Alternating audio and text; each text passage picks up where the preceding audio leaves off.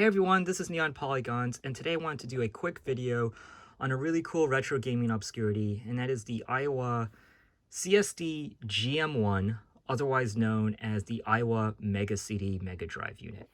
So, it's a pretty cool unit, only came out in Japan, and what makes this very unique is that it is basically an Aiwa Ghetto Blaster boombox with an additional, as you can see right here, MegaDrive add-on that gives you the ability to play not only Mega Drive games, but once connected also allows you to play Sega CD games.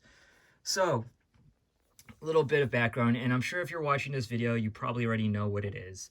But this only came out in Japan. It wasn't a huge commercial success, and is, in all honesty, quite rare to come by nowadays because they don't tend to be in best of shape, and not many people had them, not many people even knew about them. Luckily for me, I was actually able to find this here in America, and I found this at a book-off store of all places, and it was in the junk section. And when I saw it, I knew exactly what it was, and even if it was junk, I figured it was still worth, taking a chance and buying it. Now, the reason that it was labeled as junk is because basically the store just could not get it to power on. And they didn't have the power supply, they didn't have a plug in the back.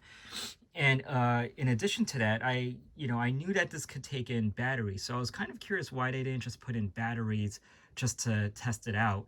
And I would find that out later on why they didn't try to do that. So one of the things that I guess when I saw it that I wanted to kind of give a shot was, I'd figured that even if it was junk, it could be repairable because there are very similar Aiwa boomboxes.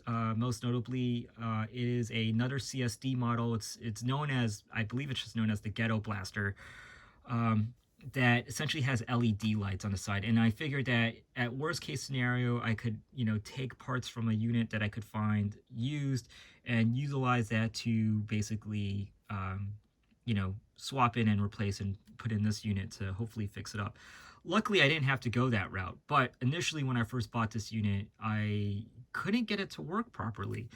So one of the things just to keep in mind when looking out for one of these is you don't need the power supply plug, you don't even need to have batteries, but what you do need is you do need this white cable in the back. It's kind of similar to a male-to-male VGA plug.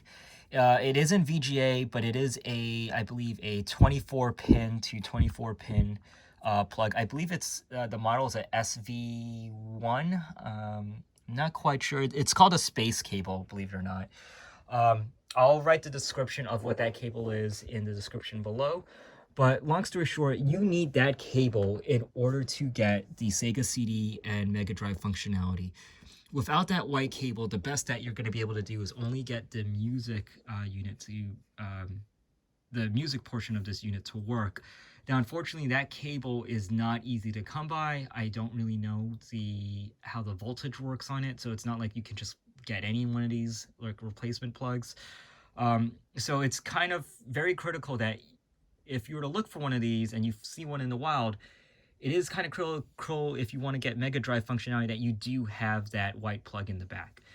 So, long story short, when I got this unit, it wasn't working, so I figured let's try to power this up with batteries.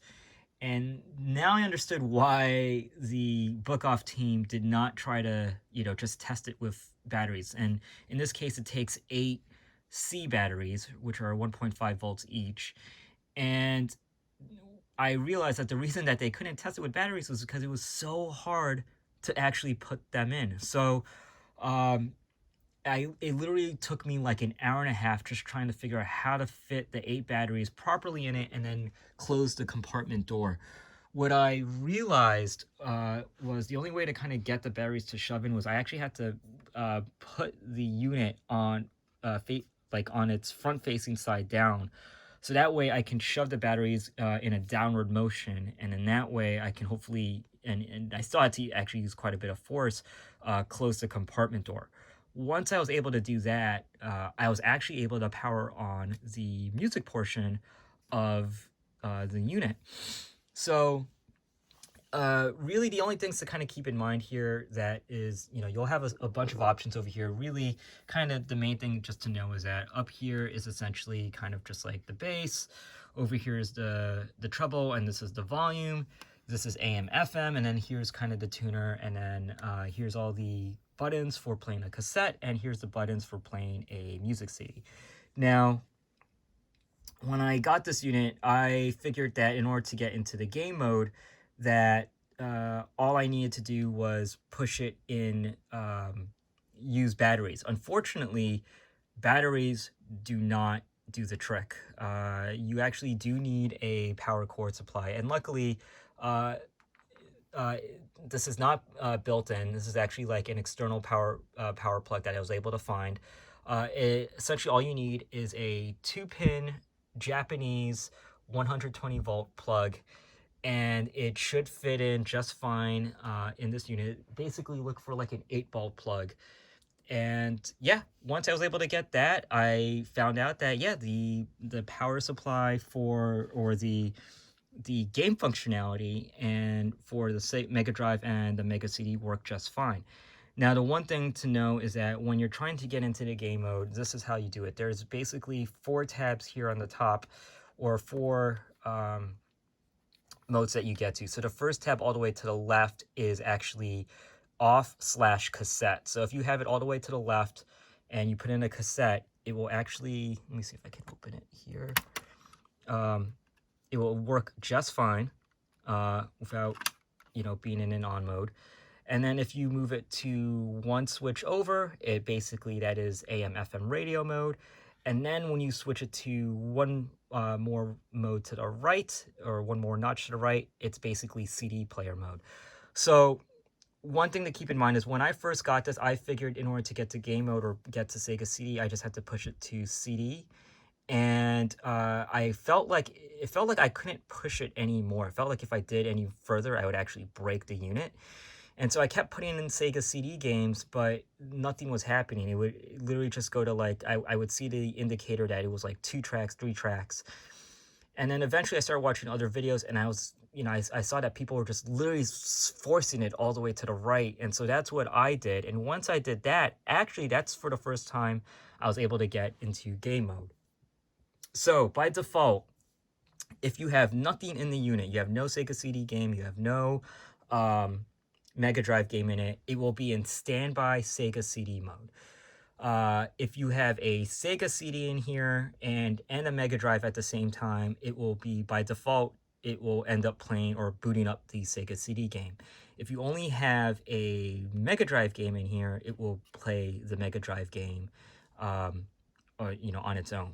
So as long as you can kind of get it to that 4th or that final end tab, you will be able to play MegaDrive games and Mega CD games. So luckily for me, the unit actually worked. So I was quite surprised at how easy it was. I was lucky to be able to get a plug for it, and lo and behold, here I am playing Mega CD games and MegaDrive games via my Aiwa Mega CD.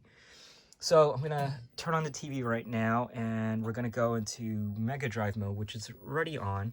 And so one of the things I just kind of wanted to show you is that what makes this very unique, and you're gonna hear a little bit of a hum, moving up the volume, is that video will display on the TV, and it's kind of weird because I actually have this attached via the AV cord, and you could see right there, there is an audio, there is a video cables both attached into the TV, yet the sound actually plays through the speakers. So as you press start,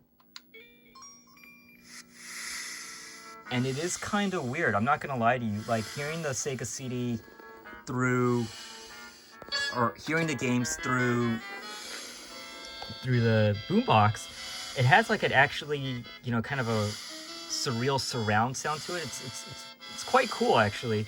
Let me just lower this volume back.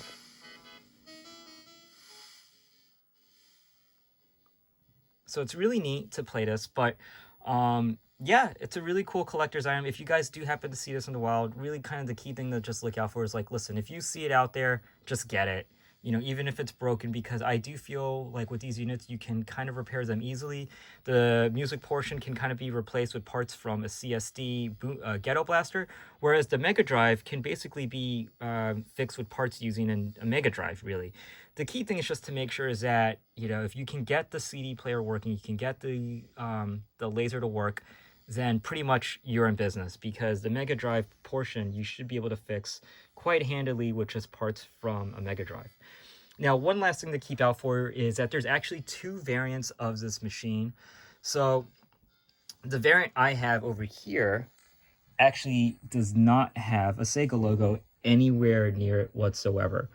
So one variant actually has the Sega MD logo on it, and then the other variant actually has Sega right here labeled Sega MD, and this is more to the left as opposed to how it is here centered. So either way, they're both fairly rare. I don't really know why Aiwa would not want to have the Sega branding on it to begin with, but that's anyone's guess. But, you know, long story short, if you happen to do see one of these guys, pick it up. You can always replace it like fairly easily.